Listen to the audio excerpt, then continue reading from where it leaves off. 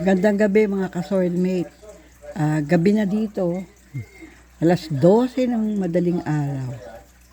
At sinecheck ko yung mga sasakyan kasi 15 minutes ago, yung aming harapan ay mayroong raccoon. Oh my goodness. Yung raccoon ay umiikot-ikot dun sa harap. Naiisip ko, baka kagatin yung mga gulong or whatsoever. Ayan sabi, territorial daw itong mga raccoon. At once na nakikita nila na ang iyong space ay source ng kanilang pagkain, they keep coming back. So, yung aking anak na pangatlo, kung dumating yun ay 11:30 ng gabi kasi galing siya sa work. Kasi 3 to 11 yung work niya. Nasa isang syudad pa siya. So, binantayan namin. Nagkataon, buti na lang, mga 15 minutes ago, nakatapon na ako ng basura. Kasi, dito sa amin, ilalabas mo lang yung garbage mo. Kasi every Monday ang aming garbage collection. Ano lang yan, mag-change lang yan during holiday, no? So, ngayon, walang holiday in the previous week. So, they will be collecting garbage ngayon, bukas ng Monday morning. And so, itong mga raccoon, nag-iikot yan. Kasi, chinecheck nila kung may mga bukas na green bin. Kasi yung green bin, yung mga scrap food, vegetable, fruit, ayan, dyan nilalagay mga dahon, basta mga natural na magdi-decompose. Naghanap sila ng pagkain, siguro nagutom sila. Kasi ngayon na ang start na lumalabas sila kasi wala namang snow.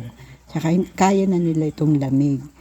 So, for the first time, nakakita kami dito sa entrance ng aming house ay napakalaking raccoon. Parang bang aso? Aso na siguro about 3.5 mga 3 feet long. At tas ang taba. Parang almost ang kanyang weight ng katawan about mga 8 inches. So bilog yun, cylindrical. Kaya ngayon, sinisilip ko dito sa aming front yard, sinisilip ko, baka umiikot-ikot.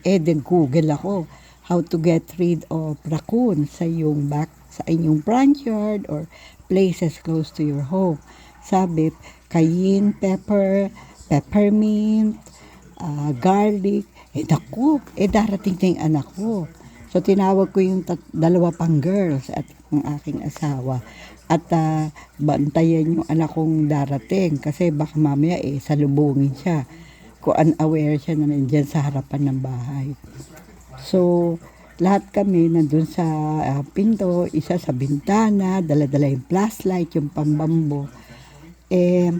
Pero alam namin na we are not allowed to kill itong mga wildlife na to kasi bawal yun, no? So, very careful kami. So, nung chinek ko, dapat pala maglalagay na lang ako ng cayenne pepper. Kasi pag naamoy nila, kusa silang iiba ng landas. So, tsaka although may peppermint akong tanim, nasa paso, parang hindi sila na tibag. Kusa pa rin silang pumunta dun sa area namin. So, territorial sila. So, make sure na hindi na sila babalik. So, for the meantime, naglagay lang ako ng bawang. Dinikdik ko kasi ayaw nila yung amore. So, we'll see tomorrow kung makakakita pa ako ng mga peppermint ko sa, yung peppermint oil. Meron kami pero konti lang. I think hindi. Kasi medyo malapad itong aming driveway. Pwede ang 3 cars. Kaya, siguro, maghahanap ako ng iba pang means. Basta to make sure kailangan your area or surrounding should be clean. Walang smell ng food, walang smell ng meat. whether processed or yung fresh meat, kasi yun ang type na type nila. At lumalabas sila mga late night. Kami, naglabas kami ng basura, 11. Kaya, nandyan nan. Buti na lang, naku, nagdadasal ako habang naglabas ako ng basura. Kasi, nag-alaga nga ako ng apo ko. So, ito na lang. Kaya, nandito ako sa bintana, sinecheck ko kung mayroong naggagalang raccoon. So, sabi daw, although we have motion light na pagka yung dumaan yon magsisindi ang ilaw, ayaw din nila yon. Tsaka yung sound, ayaw nila yung maingay. Kaya pala yung ibang mga tao naglalagay ng parang yung safety device na merong sounds pagka nag-pass by ka. Kaya siguro ayaw nila yung maingay. Although maingay na kami, pero siyempre pag nasa loob ka ng bahay, hindi maririnig kasi sealed naman yung mga bintana. Pero at least naintindihan ko na kasi nag-research ako kung paano ko to get rid by natural way. Kasi we also have to protect itong mga wildlife na to kahit medyo dangerous sila sa ating katulad nating mga human. So yun lang, ngayong gabi. Tumitingin pa ako pero wala na yung tray. Siguro naamoy niya yung garlic na dinikdik ko dito sa stairways. Ang ko lang naman is to drive them away, not to kill them. So ito na lang po. Aw Lucas again from Lang BBC. Good night. Thank you for viewing.